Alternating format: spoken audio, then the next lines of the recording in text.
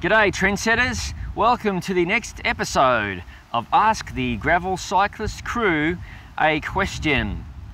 So today I'm coming to you from the bustling metropolis, or the blip of a community known as Templars in South Australia. This little municipality is just a little bit southwest of the winemaking region of the Barossa Valley in South Australia. So location aside, let's get some of these questions answered. John, I see that you are a staunch advocate of two chain rings. Yet it is rumoured you have a history of being quite a weight weenie. So the question here is a single chainring system lighter than a 2x system for the same total gear range? If so, why would anyone use a 2x system? Okay, Mr. Gearhead, well I haven't weighed, say, a 1x drivetrain versus a 2x drivetrain, but if you think about it, you're going to ditch a chainring and a front derailleur. It's going to be lighter, but yes, there are definitely compromises you'll make in the gear range. I mean, it's pretty much not rocket science, to be honest with you.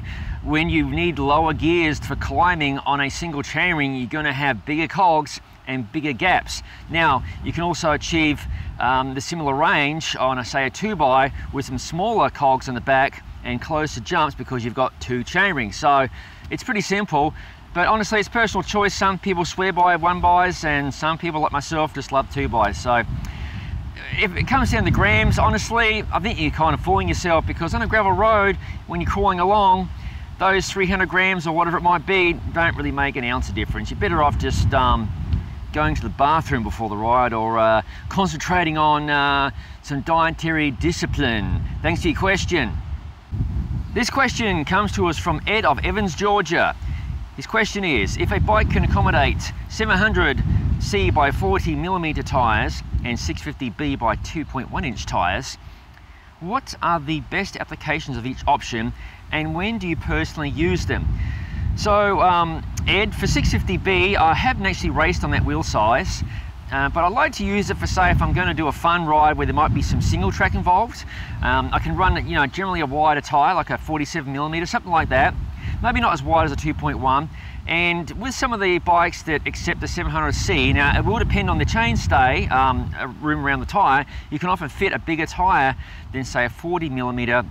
As for 700C itself, there's a lot of selection available, and that's a real big factor for gravel cycling. I think that 650B will see more options in the future, and 700C, it just rolls better over some of the bigger bumps and whatnot, and that especially is important, I find, if you're doing an endurance event. When you're getting up to doing more than 100 miles, you want to have a nice comfy ride, and every little bit helps, if you ask my opinion. So anyway, thanks for your question. I hope that helped.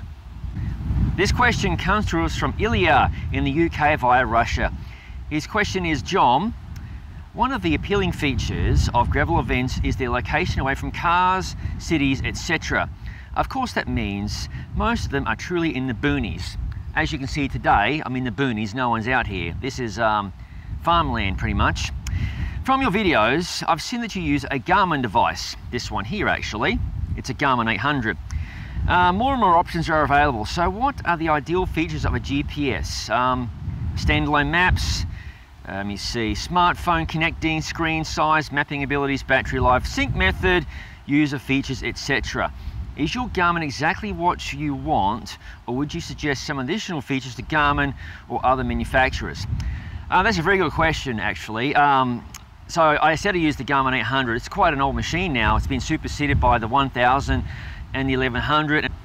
Honestly, my requirement's very simple. I look for navigation, so I use the mapping screen heavily, and one of the other screens that ties into that is a screen that shows me, for example, on a course during a ride or a race, how many miles or kilometers I have to go until, say, the next turn, the end of the course, estimated time of arrival, or even distance to the next turn. Those sorts of things are really helpful, and especially help psychologically if you're having a bad day, especially at a race, when you can see how far you've got to go and what your expected ETA is. So that's a fantastic feature. And of course, the mapping, you know, this is, like I said, why I use this device. A lot of devices have heart rate and you can connect to a power meter and stuff, but honestly, navigation I think is the #1 functionality that someone should be looking into. And honestly, I can't make any recommendations because I haven't played with the latest computers. So, but any of the Garmin lineup are quite nice. But one thing you did mention was the standalone maps. I say yes to that. You really want to have maps that are contained on the device, because often you're in the middle of nowhere with very little or no cell phone reception, so you want to carry your maps. You do want a decent screen size, obviously, because peering into these things in direct sun can be quite difficult, especially if you've got dodgy eyesight. And the battery life is extremely important. A lot of these Garmin devices, this one here, will last about 12 to 14 hours depending on the age of the battery, but this particular one, actually, you can run a external battery, which I've used at events such as Dirty Kansas. So that's something to consider, because a lot of times you can lash an extra battery directly to your device and basically run it off that power. So that's a pretty handy feature. The other question you had was about the sync methods. Now, I don't generally sync to applications like Strava. I do keep my data offline. But a lot of these devices nowadays use Wi-Fi or some other connecting method. Often they will pair with your smartphone and then upload that way. But I prefer just to keep it simple and rely on the USB connection and just upload the file that way if I have to wherever I'm storing my files, workouts at the time.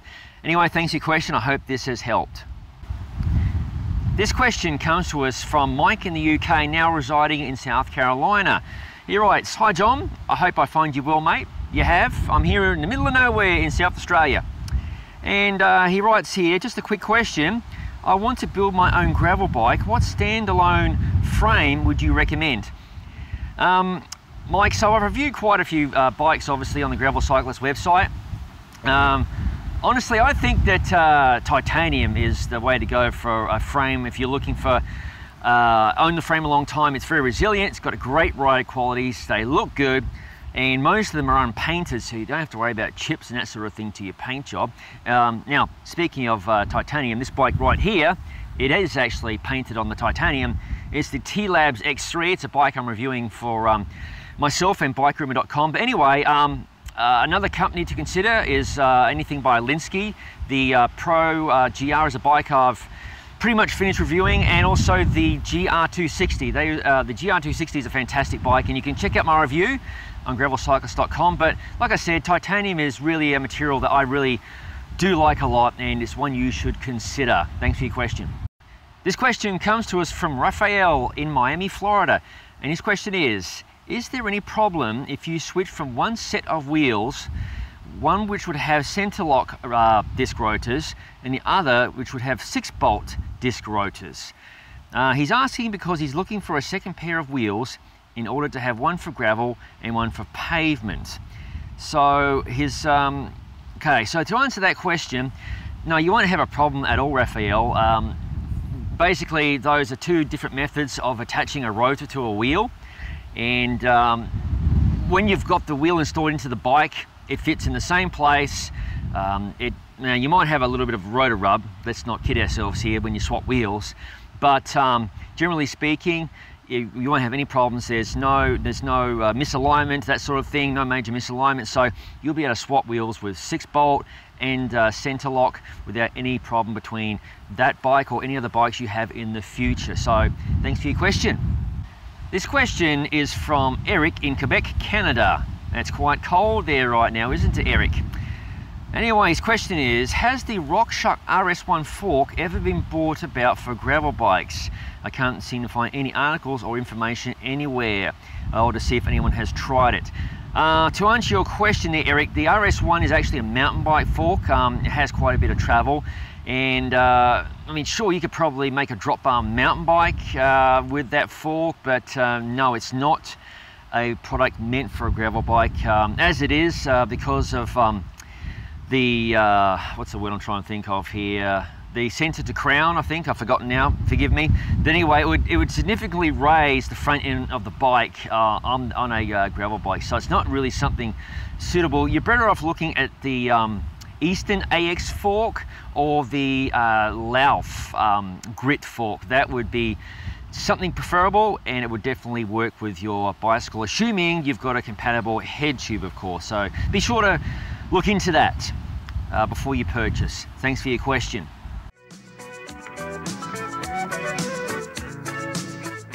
From Ed in Evans, Georgia.